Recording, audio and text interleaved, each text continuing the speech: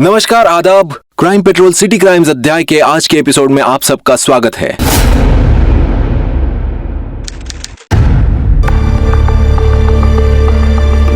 जल्दी जल्दी जल्दी जल्दी आ अरे वाह, वेरी गुड। डर नहीं लग रहा ना बेटा? वापस करेंगे। हाँ, चलो चलो जल्दी चलो। ये संभाल के। हाँ, जल्दी आओ। आ जाओ। हाय भाभी। हाय। हाय वर्षा। आओ बेटा, जल्दी आओ। आओ, फिर से एक बार करेंगे। आओ आओ आओ आओ, वेरी गुड।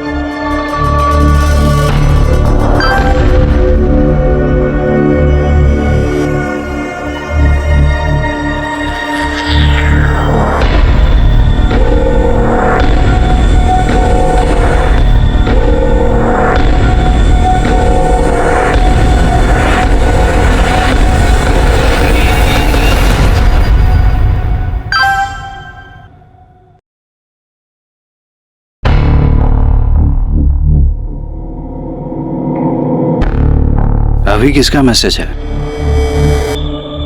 कुछ नहीं, जंक मेल है। इतनी गर्म चाय आई। अगर इतनी जल्दी थी तो फिर चाय की जगह शरबत दे देती मुझे। तो पढ़ना। ये लो, जल्दी रखो। और चलो जल्दी करो। हाँ हाँ हाँ। हाँ ओके।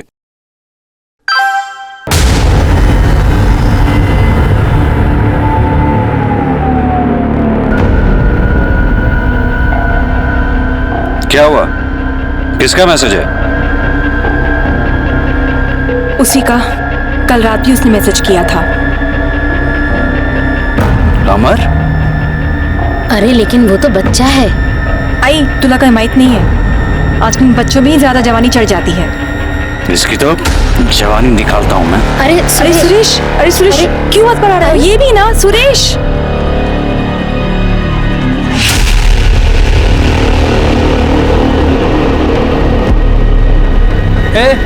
क्या बकवास है ये सब? हाँ, क्या बकवास है? तेरी बेबी का सुनो फोटो है, इसमें चिल्लाने का क्या? तारीफ ही तो की है। यही सब सिखाते हैं तुमको कॉलेज में? बच्चे हो तो बच्चे बन के रहो, समझे? चिल्लाओ मत। सोशल मीडिया पे कमेंट्स किए, क्या गलत किया इसमें? बीवी है मेरी। ओए, इतनी जलन हो रही ना तो संभाल अपनी बीवी को। सोशल मीडिया पे फोटोज डालेंगे तो कमेंट्स आएंगे। मुंह तोड़ डालूंगा। अरे छोड़ो, छोड़ो, मुंह तोड़ दूंगा मैं तेरा। सारा बोलना, तेरी तो जान से मार डालूंगा तेरे को मैं। टच करके दिखा, देख तेरे खानदान के साथ क्या करता हूं। टच करके दिखा, तू मारूंगा तुझे मैं। क्यों लड़ रहा है साले? हट। अरे चल चल, खुद की बीवी को संभाल नहीं सकते, आए दूसरे को बोल ले साला। अरे मैसेज करता है मेरी बीवी को। ए चलो।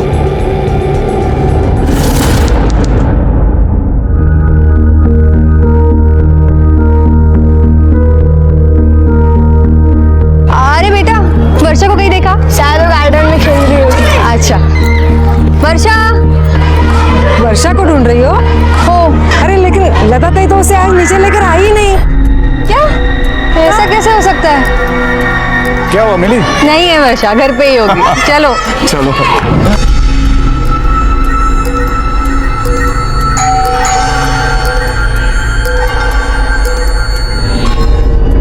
आई। आई। वर्षा बेटा, मम्मी आली आहे आणि तुझ्यासाठी सरप्राईज पण आहे। दरवाजा खोलो। वर्षा, आई कहाँ चली गई? मेरे पास चाबी है, ठीक है?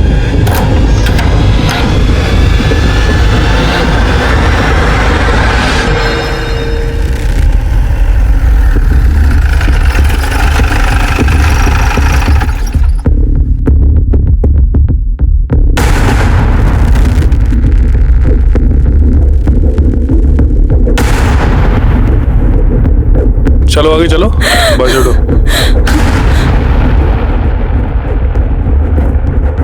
सर, ये लता जी हैं। ये सुरेश रायकर हैं। लता जी सुरेश रायकर की सास और इनकी माँ है।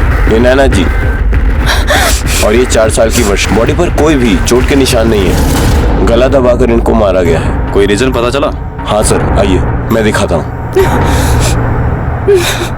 ये देखिए सर, आप दोनों 2 मिनट के लिए बाजू आना। ये देखो सर, पूरा कवर्ड बिखरा पड़ा है। और ये देखिए सर, चोर ये गहनों के बॉक्स ऐसे ही यहाँ खाली छोड़कर गहने लेकर भाग गए। मुझे लगता है कि इसके पीछे चोरी का ही मोटिव हो सकता है। कोई फोर्स एंट्री के निशान है? नहीं सर, आइए दिखाता हूँ। ये देखिए सर, डैश पर या कुंडी पर कोई भी तोड़फोड़ के निशान नहीं है। मतलब हो सकता है कि मारने वाला इनके जान पहचान का ही होगा कोई। बॉडीज को पोस्टमार्टम के लिए भेजो। वर्षा को कहीं नहीं ले जा सकते। देखो, आप इसे कहीं नहीं लेके जा जल्दी सकते। करो। सच बताओ।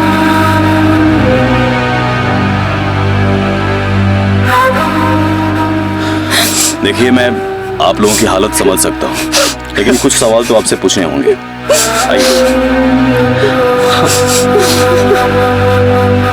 देखने से ये हत्या चोरी के मकसद से की गई नजर आ रही है। क्या क्या सामान चोरी हुआ है आपके यहाँ से? कुछ 8-10 हज़ार के कैश होंगे सर, और आई के और नैना के गहने। कितने के गहने होंगे? 5-6 लाख। आपकी काम वाली बाई या घर के किसी नौकर पे आपको शक है? सर, हमारे घर में कोई काम वाली बाई या कोई नौकर नहीं है। आई और नैना साथ में मिलकर काम करते थे। किसी से कोई दुश्मनी? नहीं सर, ऐसा कुछ नहीं था। ऊपर चौथे महले पे खून हुआ और चोरी भी हुई है। किसी अनजान शख्स को यहाँ से आते जाते देखा? नहीं साहब, ऐसा तो कोई नहीं दिखा। सीसीटीवी लगा यहाँ पे? साहब, यहाँ का तो मेन गेट भी टूटा पड़ा है साहब। साहब, यहाँ पे तो कुछ भी हो जाए तो साहब हमारे जान के पीछे पड़ा रहता है। एक अकेला आदमी क्या क्या देखेगा साहब। पाटिल, जरा आसपास देखो, सीसीटीवी है क्या?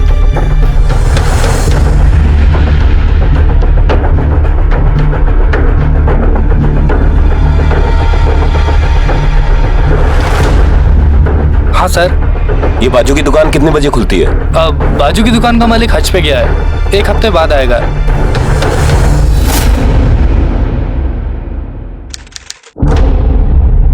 सर, लता जी और वर्षा की पोस्टमार्टम रिपोर्ट आ गई है और रिपोर्ट के मुताबिक दोनों को गला दबाकर ही मारा गया है। दोनों की मौत शाम को 4 से 5 बजे के बीच में हुई है। कोई सेक्सुअल असॉल्ट? नहीं सर, दोनों के साथ कोई सेक्सुअल असॉल्ट नहीं हुआ है। यानी ये दोनों खून लूटपाट के लिए किए गए, या तो फिर कोई पुरानी दुश्मनी निकाल के इसको लूटपाट की शक्ल दी है। सोसाइटी के सामने जिस दुकान में सीसीटीवी लगा था, उस दुकानदार से बात हुई? नहीं सर, उससे कोई बात नहीं हो पाई। पाटिल, काम करो, दोनों बॉडी सुरेश के परिवार को क्रियाक्रम के लिए सौंप दो और क्रेमेशन के बाद उनको पूछताछ के लिए पुलिस स्टेशन बुलाओ। Okay sir.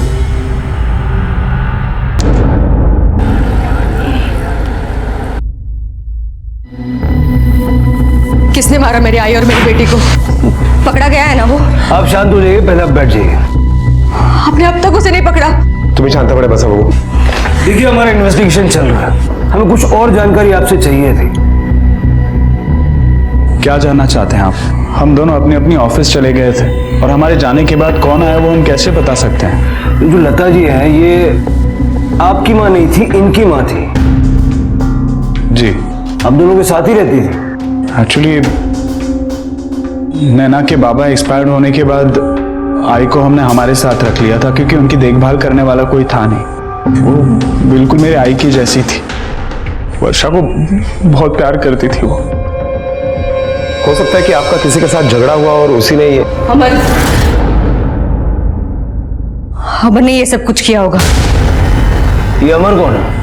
एक बहुत ही घटिया लड़का है वो, हमारी सोसाइटी में रहता है। क्या बकवास है ये सब? हाँ, क्या बकवास है? तेरे बीवी का फोटो है तो इसमें चिल्लाने का क्या? तारीफ ही तो किया है। यही सब सिखाता है तुमको कॉलेज में?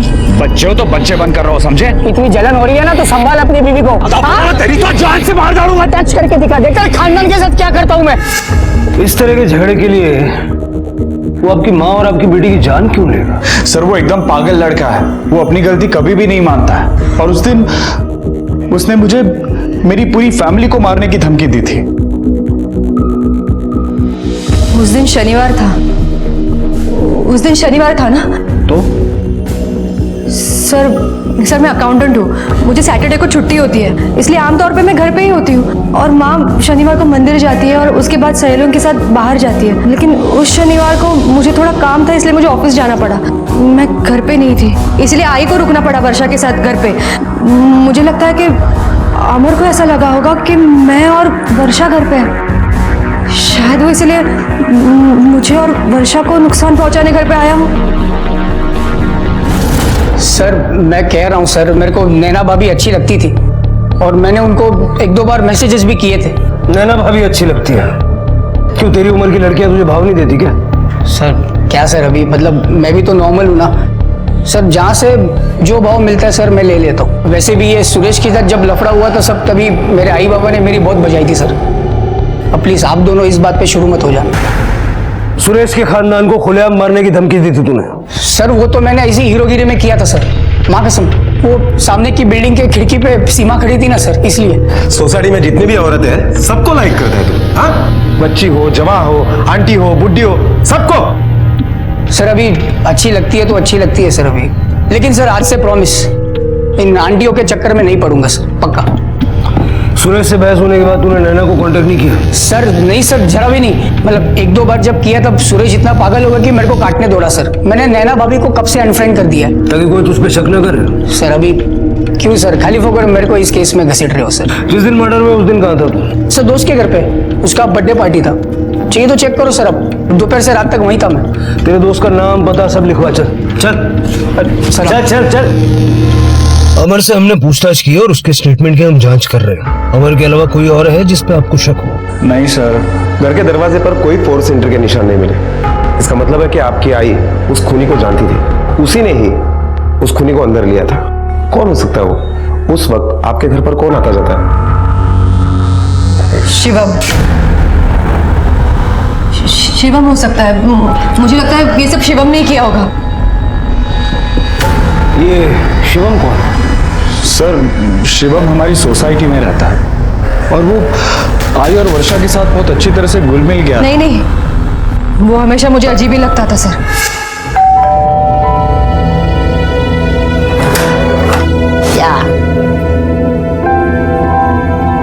प्लीज पानी गिरने दे। हाँ।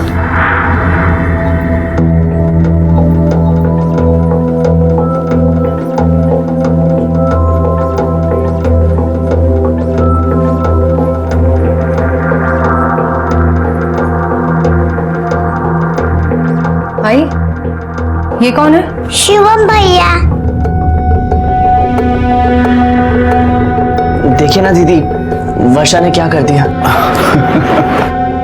मस्त लग रहा है ना? अच्छा है, मैं चलता हूँ। बाय दीदी, बाय भैया।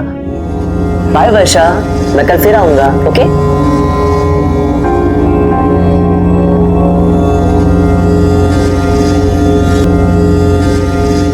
क्या है ये सब? हाँ? देख दोबारा ऐसे घर में मत लेना, मुझे बहुत अजीब लगता है ये लड़का। तू भी ना, बहुत अच्छा लड़का है वो, अपनी वर्षा के साथ खेलने के लिए आता है। वर्षा का भी मन लगा रहता है। और हाँ, वो दोनों मेरे सामने ही खेलते हैं। तू टेंशन मत ले, मैं चाय लेके आती हूँ, बैठ। तो आपको लगता है कि शिवम ने ही ये सब किया है? पता नहीं सर, अब वो एक ही इंसान ऐसा था जो हमेशा हमारे घर पे पड़ा रहता था। ये क्या बोले जा रही हो तुम नैना? शिवम क्यों मारेगा वर्षा और आई को? वो तो वर्षा को कितना प्यार करता था। मेरी कुछ समझ में नहीं आ रहा है सुरेश, क्या बोलूं? बता मुझे, ये सब कोई क्यों करेगा? क्यों मारेगा वर्षा को और मेरी आई को?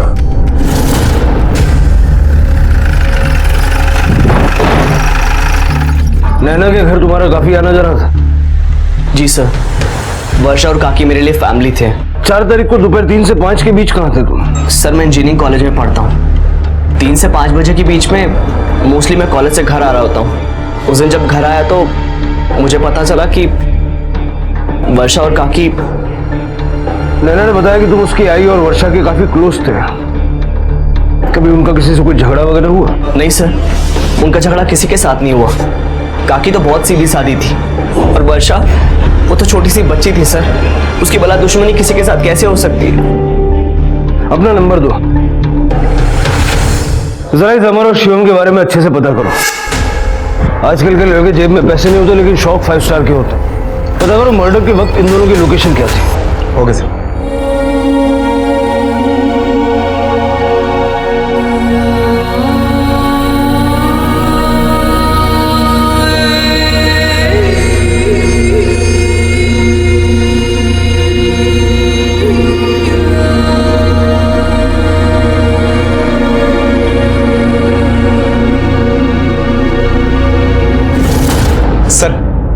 ये अमर सच बोल रहा है। जिस दिन ये हादसा हुआ उस दिन देर रात तक वो अपने दोस्तों के साथ पार्टी मना रहा था। पार्टी में और भी कई सारे लोग थे। मैंने उनसे भी इस बात की पुष्टि की है कि अमर वहीं पर था।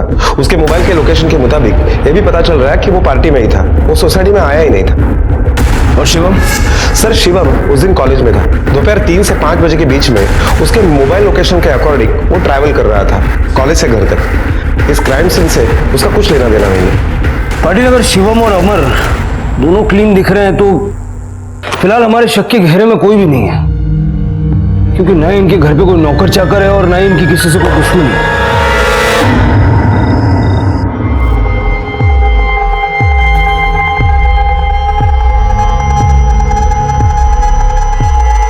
नैना,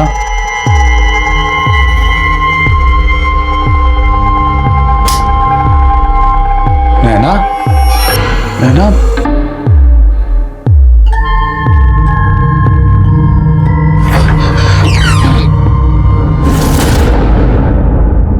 नैना,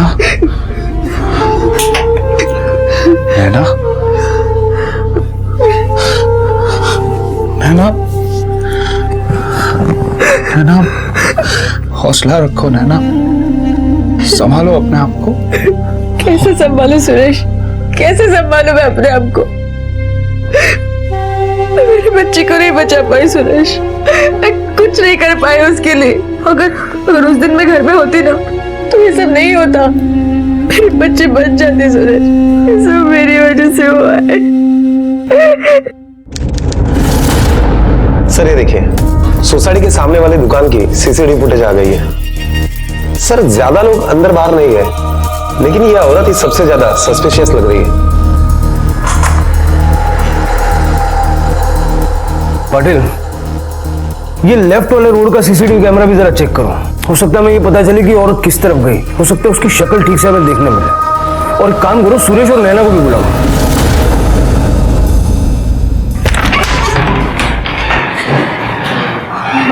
आप लोग अब तक ये सीसीटीवी फुटेज ही देख रहे हैं? देखा सुरेश, अब तक इन्होंने नहीं पकड़ा उसे। आपका क्या चाहता है? आपके लिए तो ये सब सिर्फ एक केस है ना? नैना जी, हमारे लिए कोई भी केस सिर्फ नौकरी नहीं होता है। हम आपका दर्द बांट नहीं सकते, लेकिन समझ जरूर सकते हैं। और जितना जल्दी आप चाहती हैं कि गुनहगार को सजा मिले, उतना ही जल्दी हम भी चाहते हैं। और इसीलिए हमने आपको यहाँ बुलाया है। पाटिल, ये देखिए, ये आपके सोसाइटी का एंट्रेंस का सीसीटीवी फुटेज है। इसमें जो लोग दिखाई दे रहे हैं, क्या आप जानते हैं इनके?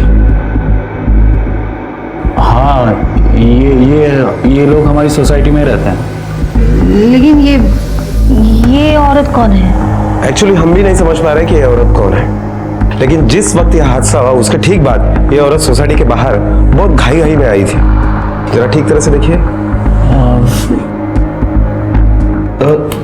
चेहरा कुछ ठीक से दिखाई नहीं दे रहा है इसका, कुछ समझ में नहीं आ रहा। लेकिन ये साड़ी जो पहनी है इस औरत ने।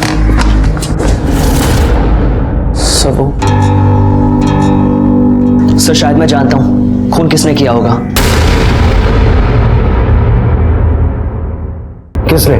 सर आपने मुझसे पूछा था ना कि काकी का झगड़ा किसी के साथ हुआ था नहीं हुआ था। मुझे याद आ रहा, सीधा आपके पास आ गया। महेश काका के साथ। महेश काका? ये महेश काका कौन है? महेश काका हमारी सोसाइटी में रहते हैं सर, काफी बड़े हैं वो। सर मुझे लगता है उन्होंने खून किया है। लेकिन तुम्हें क्यों ऐसा लगता है? मतलब उनका आई के साथ क्या कोई झगड़ा हुआ था? हुआ था। अरे वर्षा बेटा, क्या कर रही है तू? खेल रही है अकेली? और साइकिल खेल रही है तू? ओ वो जो चले भाई, जरा लक्ष्य ठेहो, जमाना बड़ा खराब है, ऐसे किसी को भी बच्ची को हाथ लगाने मत दिया कर। ओ खाली देवा, नीचे उतारो उसको। उतर गया नीचे। हाथ मत लगाना मेरी वर्षा को। अरे लता बहन, आप समझते वैसा कुछ भी नहीं है। मैं तो उसे खिला रहा था, बस चॉकलेट दिया और कुछ नहीं। बस मुझे आपकी कोई बात नहीं सुननी है। अगर फिर आप वर्षा के आसपास दिखे तो आपके उम्र का लिहाज नहीं रखूंगी मैं। और हाँ, सारी सोसाइटी के सामने तमाशा बना के रखूंगी आपका। चल गए चॉकलेट चॉकलेट। अरे तो इस तरह का झगड़ा एक ही बार हुआ था? नहीं सर, दोबारा हुआ था, और वो भी वर्षा और काकी के मर्डर के 4 दिन पहले। मैं कॉलेज से वापस आ रहा था और मैंने देखा कि वर्षा वर्षाला पाहिलंस का ग? नहीं। क्या हुआ? अरे वर्षा दिखाई नहीं दे रही है बहुत देर से। अपने घर की तरफ गई होगी। नहीं, जब से नीचे खेलने के लिए आई है तब से दिखाई नहीं दे रही है। मैं गार्डन में देखती हूँ। मैं यहाँ देखता हूँ। वर्षा, वर्षा, वर्षा।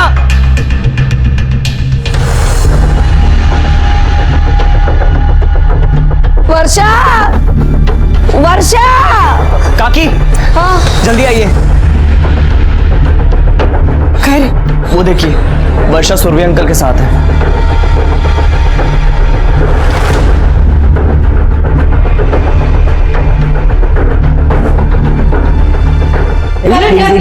नीचे उतर उसको, खड़े उतर कर। सागुड़िया था, यहाँ पूरे वर्षाला हाथ लावायचा नहीं। हाँ, अरे मैं तो सिर्फ उसके साथ खेल रहा था, बाकी कुछ भी नहीं। मुझे कुछ नहीं सुनना है। एक बात याद रखना, अगर वर्षा को हाथ लगाया ना तो देख लेना, पुलिस बुलाऊंगी मैं। हाँ, चल गए घरी। मेरी बात सुनो लता घरी नहीं।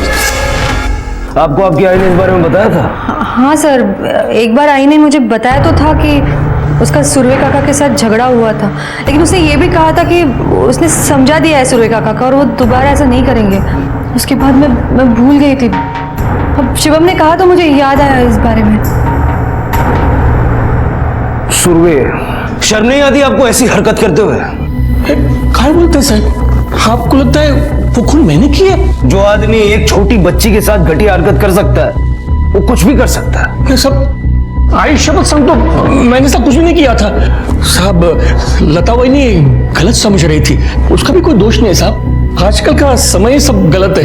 आपको पूरी सोसाइटी में वर्षा ही मिली थी लाड़ प्यार करने के लिए, कोई और बच्चे नहीं थे साहब। वर्षा मुझे मेरी शिवानी की याद दिलाती है, मेरी नाती शिवानी। पिछले साल मेरा बेटा अपने परिवार के साथ हमेशा के लिए यहाँ से चला गया। अब यहाँ मैं और मेरी बीबी रहते हैं। सर, मुझे मेरी नाती की बहुत याद आती है साहब। शिवानी बिल्कुल वर्षा जैसी दिखती है। हाँ साहब, सच कह रहा हूँ। ये देखिए साहब। तो ये बात आपने लता जी को क्यों नहीं बताई? साहब, मैंने बहुत कोशिश की थी, लेकिन उन्होंने मेरी बात कभी सुनी नहीं। लता जी ने आपको वर्षा से दूर रहने की हिदायत दी थी ना? फिर आप उसे सीढ़ियों के पास क्यों लेके गए थे? साहब, मैं उसे कहीं नहीं लेके गया था, मैं तो सीधे से नीचे की तरफ उतर रहा था। अरे वर्षा बेटा, 31 खेळते असते बावलीशी? इथे कोणाकडे आली वर्षा? इथे काय करते सो? चल घरी, चल घरी। अरे लता वहिनी, मैं कुछ नहीं कर रहा था, सिर्फ उसके साथ खेल रहा था। चल घरी। अरे तुला किती वेळ? अरे वो बिल्कुल मेरी नाती जैसी है लता वहिनी। साहब, इसके बाद मैंने सोच लिया कि अभी कभी भी वर्षा के पास नहीं जाऊंगा। अच्छा नहीं लगता ना साहब, कोई ऐसे बोले तो। बस इतना ही हुआ था? जी साहब। क्यों? लता जी ने आपको सबके सामने डांटा, काफी लोग जमा हो गए, सबके सामने उसने आपको बेइज्जत किया, ये कौन बताएगा? नहीं साहब, ऐसा कुछ भी नहीं हुआ था और लोग ज्यादा नहीं थे, एक हाथ दो थे। और साहब, लता ने सिर्फ मेरे पास गुस्से से देखा और वो वर्षा को लेकर चली गई। इसके अलावा तो कुछ भी नहीं हुआ था साहब। हाँ साहब। जिस दिन कत्ल हुआ है उस दिन आप कहाँ थे? मैं बैंक में गया था साहब, फिर एक दो काम निपटा के मैं मेरे दोस्त के यहाँ चला गया और वहां से करीब 9 बजे मैं घर वापस लौट आया। घर आने के बाद मुझे लता और वर्षा के बारे में पता चला। कौन से बैंक गए थे? KPS cooperative bank. सर, मैं वही काम करता था। अब रिटायरमेंट के बाद साल में एक बार वहां जाना पड़ता है, मैं जिंदा हुए दिखाने के लिए। जिस दोस्त के घर आप गए थे उसका नाम क्या? मिलिंद नागरकर। मिलिंद नागरकर का एड्रेस लिखवा दीजिए और आप जा सकते हैं। जी साहब।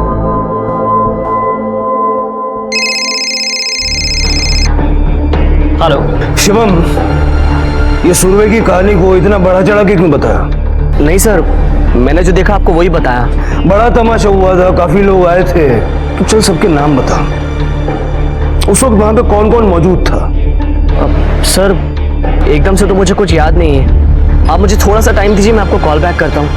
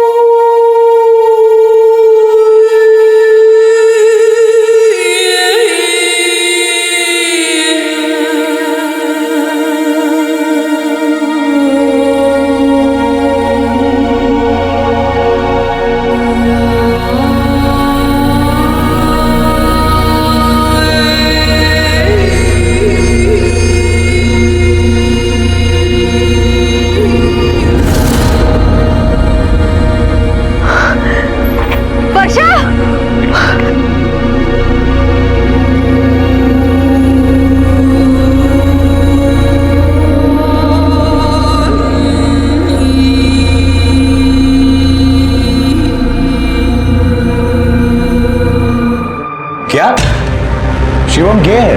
हाँ, मैंने अपनी आंखों से देखा है। शिवम वहाँ उस लड़के के साथ। सुरेश, हमें पुलिस को बता देना चाहिए। कम ऑन नैना, अगर शिवम गे है तो उसकी पर्सनल लाइफ है, उसमें पुलिस को बताने की क्या जरूरत है? सुरेश, तुम समझने की कोशिश करो। मुझे शिवम कभी पसंद नहीं आया। वो कुछ अजीब सा ही है। मुझे शक होता है। देखो, तुम मेरी बात सुनो, मुझे उस पर शक है। हम पुलिस को बता देते हैं, उन्हें उनकी छानबीन कर लेते तो फिर मुझे भी तसल्ली मिल जाएगी। बस करो नैना, आई गई है, वर्षा गई है, उसका मतलब ये नहीं है कि तुम हर बात पे ऐसे रिएक्ट करोगे। अरे शिवम तो खुद अपनी मदद करने आया था। तुम प्लीज पुलिस को अपना काम करने दो, प्लीज अपने आप को संभालो प्लीज।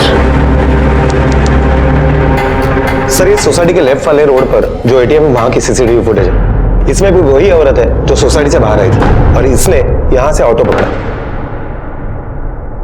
पता लगा इस ऑटो ड्राइवर का?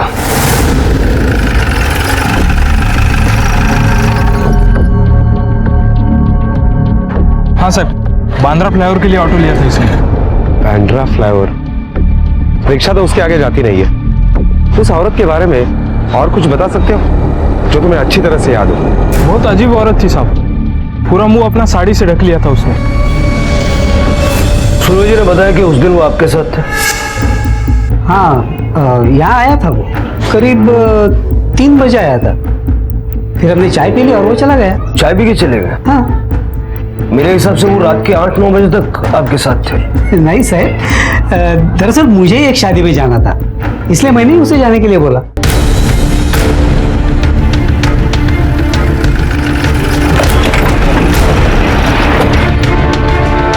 रिका में वो यहाँ तक रिक्शा से आई होगी और रिक्शा यहीं तक आती है। यहाँ से आगे जाने के लिए टैक्सी करनी पड़ती है।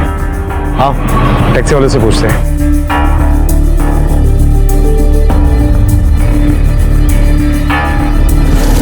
सुरवे साहब, झूठ तो बेहतरीन बोला आपने, लेकिन आप ये भूल गए कि झूठ की उम्र ज्यादा लंबी नहीं होती। आखिरी मौका देता हूँ सच बोलने का। दोपहर 3:30 के बाद आप कहाँ गए थे? लता जी से बदला लेने? अरे नहीं सर, कोई बात ही नहीं हुई तो बदला किस चीज का लूंगा मैं? फिर गए कहाँ थे? उस सर मैं लाने के लिए गया था। अब रिटायरमेंट के बाद थोड़ी की आदत लगी ना, तो जब भी वक्त मिलता है मैं वहाँ चला जाता हूँ। उस दिन भी मैं वही गया था। हाँ सर, सच कह रहा हूँ, मैंने कुछ नहीं किया, मेरा यकीन करो सर। अरे सुनो, इस औरत को यहाँ से टाउन की तरफ कभी छोड़ा है? हाँ साहब, सीएसटी के लिए टैक्सी ली थी। तुम्हें क्या तुम्हारे सारे पैसेंजर याद रहते हैं? नहीं साहब, पर हम जब बाइखला पहुंचे तो ये बोलती है कि इसको वापस बांद्रा जाना है। बांद्रा में कहाँ छोड़ा उसे? वो सब लिंकिंग रोड के जंक्शन पे छोड़ा। सर सुरभि सच बोल रहा है। हमने उसकी पत्नी से भी पूछा। उस रात जब उसकी पत्नी ने उसको घर बुलाने के लिए फोन किया तो वो चरस के नशे में था। हमने वहां के लोगों से भी पूछा, उन लोगों ने भी बताया। और सर, उसके फोन का लोकेशन भी उस एरिया में ही एक्टिव था।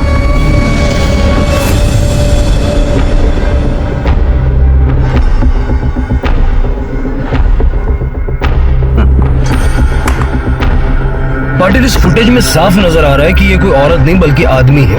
इस रिक्शा के नंबर से जरा इस रिक्शा वाले का पता लगाओ। Okay sir. पुलिस लता और वर्षा के कातिल तक पहुंचने की पूरी कोशिश कर रही थी। वो उस औरत का भी पता कर रही थी जो कत्ल वाले दिन सोसाइटी से निकली थी, लेकिन आगे का रास्ता काफी मुश्किल उभरा था क्योंकि पुलिस के पास कोई भी पुख्ता सबूत या गवाह नहीं थे। उधर नैना की हालत दिन ब दिन खराब होती जा रही थी। अपनी बेटी और माँ को खोने का बहुत बड़ा सदमा लगा था उसे। वो उस कातिल को सजा दिलवाना चाहती थी और अब उसकी हालत ऐसी थी कि वो हर किसी पर शक कर रही थी।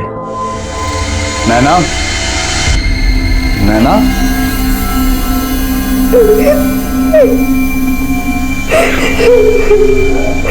नैना, नैना, दरवाजा खोलो नैना। नैना,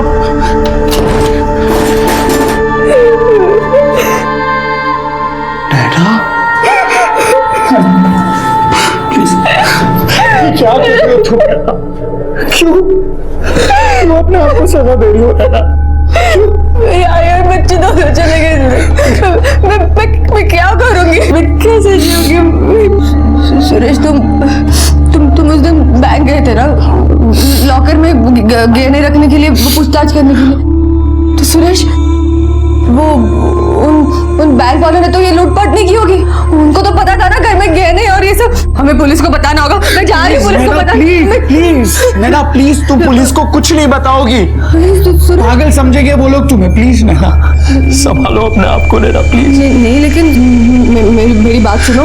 देखो सुरेश, कुछ भी हो सकता है, कोई भी मार सकता है मेरी आई को। हमें बताना होगा पुलिस को। संभालो अपने आप को नैना, संभालो प्लीज। ठीक तरह से देखकर बता, पहचानता है इसे? साहब ये बांद्रा में बैठी थी साहब, और मैंने इसको एमजी रोड गोरेगांव में छोड़ा था। कुछ याद है इसके बारे में? अभी साहब याद क्या करने का साहब, वो किन्नर जैसी थी साहब, खत खाती भी लड़की जैसी नहीं थी, और साहब मुंह पूरा ढका हुआ था उसका। कोई खास चीज याद है? हाँ साहब, उसके हाथ में एक थैली थी। ठीक है, अगर जरूरत पड़ी तो फिर से बुलाएंगे, अभी जाओ। ठीक है सर। सर इसका मतलब है वो घूम फिर कर फिर उसी जगह पर आ गया, और उसके हाथ में वो थैली भी थी। सर उस थैली में जरूर ज्वेलरी होगी। उसने सोचा होगा कि वो सीएसटी जाकर उस ज्वेलरी को बेच सकता है, लेकिन फिर शायद उसने अपना मन बदल लिया और वो वापस आ गया, और फिर यहीं के आसपास के किसी ज्वेलरी शॉप में उस ज्वेलरी को बेचने की कोशिश की। पाटिल, ये भी हो सकता है कि खून करके वो भागा, लेकिन बाद में उसे लगा कि अगर वो भाग जाएगा तो पुलिस सबसे ज्यादा उस पर शक करेगी, और इसीलिए वो वापस आ गया। ऐसा करो, उस एरिया के और आसपास के सारे ज्वेलरी शॉप में पता करो, हो सकता है हमें कोई लीड मिल जाए। Okay sir. सर नैना रायकर आई है, भेजो। आ जाइए। सर मुझे आपको एक बात बतानी थी। उस दिन सीसीटीवी फुटेज में उस औरत ने जो साड़ी पहनी थी वो मेरी आई की है सर। मुझे उसी दिन शक हुआ था, लेकिन कुछ याद नहीं आ रहा था। फिर मैंने चेक किया तो पता चला कि मेरे आई की वो साड़ी गायब है। खून करने के बाद किसी ने पहचान छुपाने के लिए वो साड़ी पहनी। किसी और ने नहीं सर, शिवम ने। शिवम गे है सर।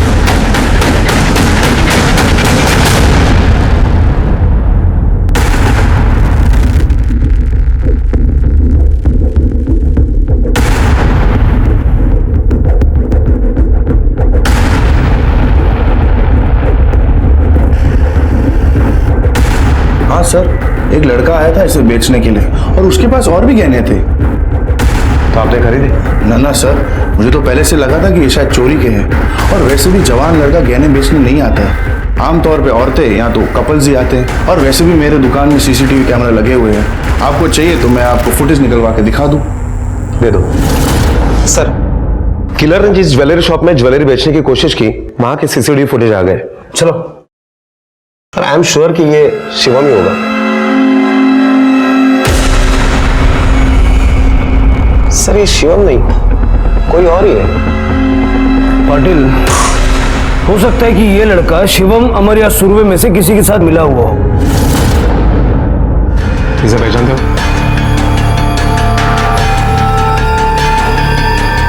नहीं, इसे तो हम नहीं पहचानते। माणिक मैडम, काय कळलं? नहीं सर। नक्की? सर, किसी ने पहचाना? मैंने भी पूरी सोसाइटी में पूछताछ की, लेकिन इसे कोई नहीं पहचानता। निकम है, शिवम को बुलाओ। हो सर। सर एक मिनिट थांबा। सर, शिवम और उसकी फैमिली कल रात को ही कानपुर शिफ्ट हो गए। शिवम को फोन लगाओ।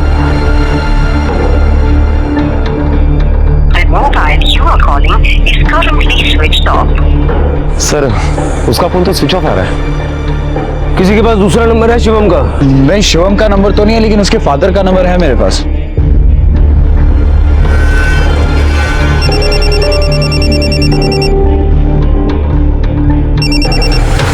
Hello, mister Anil Gupta. हाँ जी, बोल रहा हूँ, कहिए। शिवम आपका बेटा है? जी हाँ, शिवम हमारा बेटा है। कहिए, बात क्या है? कुछ खास नहीं, वो वर्षा के केस में जरा उससे बात करनी थी। उसको फोन लगा रहा था, नंबर लग नहीं रहा। कोई बात नहीं सर, मैं अभी उससे बात कराता हूँ, वो यहीं पे है। शिवम बेटा, आपका फोन बचा है। हेलो शिवम, कहाँ हो? फोन लगा रहे, लग नहीं रहा तुम्हारा। सर एक्चुअली मैं कानपुर में ही हूँ, कल ही शिफ्ट हुआ। बाबा रिटायर हो चुके हैं तो हम लोग कानपुर में आ गए। वैसे मेरे पास यहाँ का लोकल नंबर भी है, आप वो ले लीजिए। लो, मैं आपके इस नंबर पे मैसेज कर देता हूँ। ठीक है। वैसे सर, कातिल का कुछ पता चला? पकड़ा जाएगा, भाग कर जाएगा कहाँ तक। नंबर याद से भेज देना। जी सर, बिल्कुल। पाटिल। हाँ सर। कानपुर पुलिस को इन्फॉर्म करो कि शिवम पर नजर रखें। Okay sir. सर, वो ज्वेलरी शॉप के सीसीटीवी फुटेज में जो लड़का दिखाई दे रहा है उसके बारे में कुछ भी पता नहीं चल रहा है। ना तो वो सोसाइटी में रहता है और ना ही वो शिवम या अमर के कॉलेज से। पाटिल, उसकी फोटो सारे अखबारों में छपा था। Okay sir.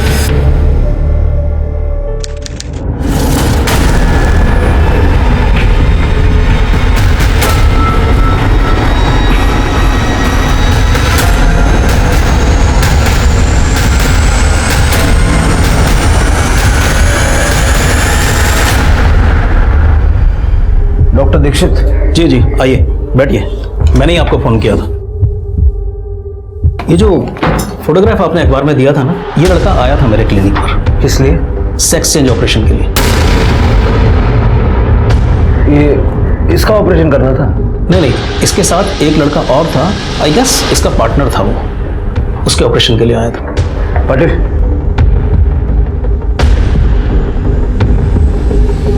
ये लड़का था?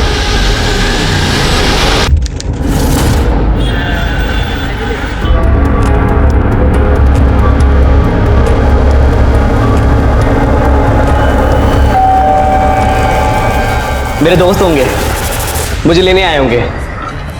लेने ही आए हैं तुझे? लेकिन सर, इसने किया क्या है? अपने बेटे से पूछिए कैसे नाम रोशन किया है आपका। चल सर। लेकिन सर, मेरी बात।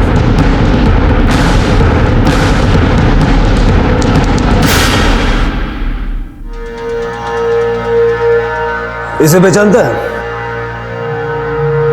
नहीं, मैं नहीं जानता। देखिए सर, मैंने कुछ भी नहीं किया। आप लोग मुझे फालतू में फंसाने की कोशिश मत कीजिए। देखा मैं, देख, ये वही लड़का है जिसके साथ डॉक्टर अशोक मोरे के क्लिनिक में सेक्स चेंज का ऑपरेशन करवाने के लिए तू गया था। अब सच बोलेगा या इस डॉक्टर की दवाई चाहिए?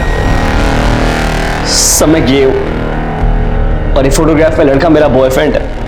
हम दोनों एक दूसरे से प्यार करते हैं और शादी करना चाहते थे, लेकिन उसने कहा कि सोसाइटी में एक्सेप्ट नहीं करेगी, इसलिए मुझे किसी भी हालत में अपना सेक्स चेंज करवाना था।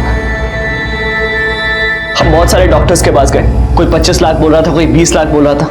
फिर हमें एक डॉक्टर मिला जो 5 लाख में मान गया। लेकिन सबसे बड़ा मुद्दा यह था कि वो 5 लाख का भी इंतजाम कहां से होता। फिर उस दिन सॉरी शिवम, कैसा है? अच्छा हूँ, बहुत जल्दी में लग रहे हैं, कहीं जा रहे हैं? हाँ, बैंक जा रहा हूँ। चेक जमा करवाने? अरे नहीं, लॉकर खुलवाने जा रहा हूँ। आई और नैना के गहने ऐसे ही घर पे पड़े हैं और आजकल तो जमाना तुझे पता है कैसा हो गया, और वो लोग हमेशा घर पे अकेले रहते हैं तो थोड़ा डर लगता है। चल बाय। जी सर, कुछ समझ में नहीं आ रहा था कि क्या करूँ क्या ना करूँ, दिमाग काम ही नहीं कर रहा था। इसलिए मैंने अपने बॉयफ्रेंड को बुलाया और उसे फोन दिया और उसे कहा कि कॉलेज के आसपास रहे। उसके बाद मैं सीधा काकी के घर गया और मैंने उनकी खीर में बेहोशी वाली दवाई मिला दी। मुझे लगा कि काकी और वर्षा बेहोश हो जाएंगे और मैं चुपके से गहने और पैसे निकाल के चला जाऊंगा। आई, ये देखिए, मैं आपके लिए खीर लेके आया हूँ और वर्षा के लिए भी। कहाँ है वर्षा? अरे अरे, कितना अच्छा बच्चा है तू। पर आज तो मैं खीर खा नहीं सकती, मेरा उपवास है, और वर्षा तो खीर को छूती तक नहीं, तो लेके जा। ठीक है सर, मुझे किसी भी हालत में ऑपरेशन करवाना था, वरना मेरा बॉयफ्रेंड मुझे छोड़ देता, और अगर आई पैसे और गहने लॉकर में रखती थी तो मैं उन्हें कभी नहीं निकाल पाता। इसलिए मुझे किसी भी हालत में आई को बेहोश करना ही था।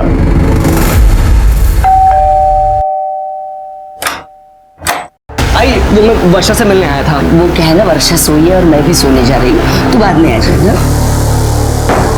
आई मेरी बात सुनिए, मैं यहाँ पर किसी को नुकसान पहुंचाने नहीं आया हूँ। मुझे सिर्फ ज्वेलरी और पैसा चाहिए, मैं चुपचाप लेके चला जाऊंगा। तू पागल हो गया? हाँ, पागल हो गया मैं। पैसा अंदर पड़ा है ना, निकल अंदर।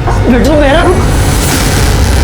सर, पैसे और गहने चुराने के बाद पहले मुझे लगा कि मैं कानपुर भाग जाता हूँ, लेकिन मैं जैसे CST पहुंचा तो मुझे लगा कि अगर मैं कानपुर चला जाऊंगा तो आप लोगों को शक हो जाएगा। मैं सीधा MG रोड गया और अपने बॉयफ्रेंड को ज्वेलरी वाला बैग दे दिया और उससे अपना फोन ले लिया। फोन लेने के बाद मैं सीधा अपनी सोसाइटी में आ गया। अपनी जिंदगी संवारने के चक्कर में 2 मासूम जाने ले ली तूने, सड़ना अब जिंदगी भर जेल। क्यों मारा तुमने मेरे बच्चे को? क्या बिगड़ा दोनों तुम्हारा? मेरे बच्चे को मार दिया। इतना प्यार करते थे इससे। शिवम को लता और वर्षा की हत्या के लिए और उसके पार्टनर को जुर्म में उसका साथ देने के लिए गिरफ्तार किया गया है। शिवम ने अपने सेक्स चेंज ऑपरेशन के लिए जो रास्ता अख्तियार किया वो सरासर गलत था। शिवम जिस पर लता और वर्षा इतना भरोसा करती थी, जिसे वो इतना प्यार और स्नेह देती थी, उसने अपने फायदे के लिए उन दोनों को मार डाला। ये आजकल के हमारे समाज का खौफनाक चेहरा है। चाहे कोई कितना भी करीब क्यों ना हो, अपने घर की अंदरूनी बातें, घर में रखे पैसे और गहनों का जिक्र उनके सामने ना करें। भरोसा करें, लेकिन आंख और कान खोले रखकर। इसी विचार के साथ अब मैं अनूप सोनी आपसे विदा लेता हूं। फिर मुलाकात होगी अगले एपिसोड में एक और चौंका देने वाले केस के साथ। तब तक अपना और अपने परिवार का ख्याल रखें और देखते रहें क्राइम पेट्रोल सिटी क्राइम्स। सबक एक को सीख हम सबको। जय हिंद। नमस्कार, आदाब। क्राइम पेट्रोल सिटी क्राइम्स अध्याय के आज के एपिसोड में आप सबका स्वागत है। अगर अत्याचार करना अपराध है तो अत्याचार सहना भी अपराध है। जुर्म के खिलाफ आवाज बुलंद करना हर नागरिक का फर्ज है। तो फिर क्यों जुर्म की हकीकत कहने वालों की इस दुनिया में कमी है? क्यों वो ईमानदारी, वो जज्बा नहीं मिलता जो जुर्म के खिलाफ डट कर खड़ा हो सके? जो लोग सच की पैरवी करते हैं उन्हें सलाम है और खुशी है कि इस घुटन में भी उम्मीद जिंदा है।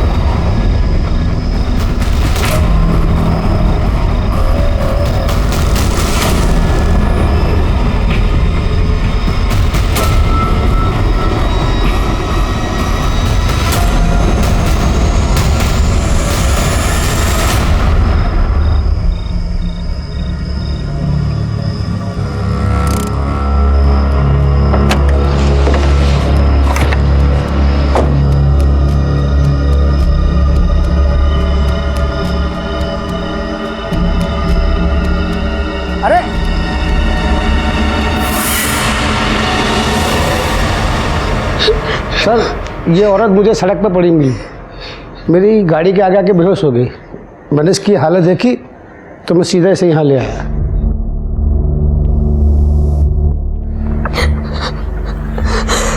देखिए, अब शांत हो जाएगी या ना पानी पास।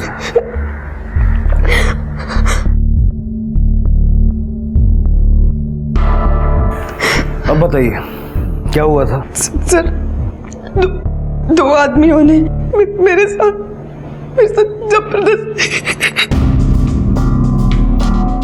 जबरदस्ती करने की कोशिश की। कौन थे वो लोग? आप जानती हैं उनको? मैं उन्हें देख नहीं पाई क्योंकि वहां पे बहुत अंधेरा था। मुझे जरा डिटेल में बताइए कि आपके साथ एग्जैक्टली हुआ क्या था। सर, मैं रोड पे चल रही थी, तब मेरे पीछे से एक गाड़ी आई और उसने मुझे गाड़ी में खींचा और मेरे मुंह पे कपड़ा बांधा और वो लोग मुझे मुझे सुनसान जगह पे लेके गए। लोगों ने मेरे साथ रेप करने की कोशिश की, लेकिन मैं वहां से खुद को बचा के भाग गई, और जब मैं रोड पे आई तब मैं बेहोश हो गई थी। इस पूरे वाकये के दौरान आपने एक बार भी उनकी शक्लें नहीं देखी? नहीं सर, वो सब कुछ इतना जल्दी हुआ कि मुझे कुछ समझ में नहीं आ रहा था सर। पूनम, पूनम, आप कौन? मैं इसका पति सतीश। पर हुआ क्या इसके साथ? इनके साथ जबरदस्ती करने की कोशिश हुई है। क्या? किसने किया पूनम? मैं जान से मार दूंगा उसको। आप शांत हो जाइए। आपको किसी पे शक है? कोई ऐसा है जो आपका पीछा करता है या आपको परेशान करता है? नहीं सर, ऐसा कुछ नहीं है। जरा मुझे वो जगह दिखाइए जहां ये आपको मिली थी।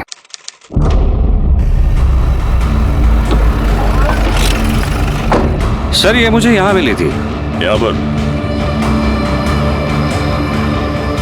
आप हमें वो एग्जैक्ट स्पॉट बता सकती हैं जहां आपके साथ जबरदस्ती करने की कोशिश हुई? एग्जैक्टली तो नहीं पता, पर मैं वो उस तरफ से रोड की तरफ भागी थी।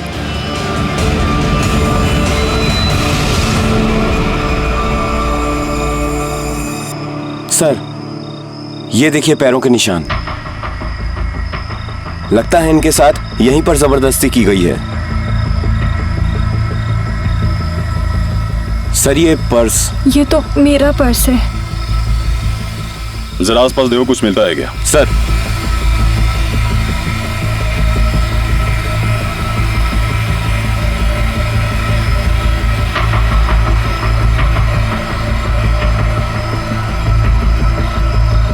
सर ये घड़ी मिली है। पता करो ये घड़ी ओरिजिनल है या फर्स्ट कॉपी। अगर ओरिजिनल है तो इसके सीरियल नंबर से खरीदने वाले का नाम पता चल जाएगा। Okay sir. आप जरा हमें वो जगह दिखाएंगे जहां से उन लोगों ने आपको उठाया था? हाँ।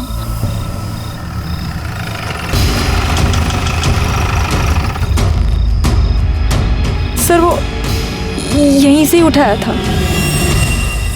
गाड़ी किस तरफ से आई थी? सर वो पीछे से।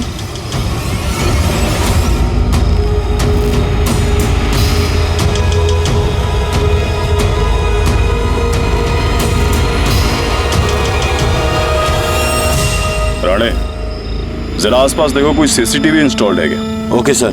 सलाह।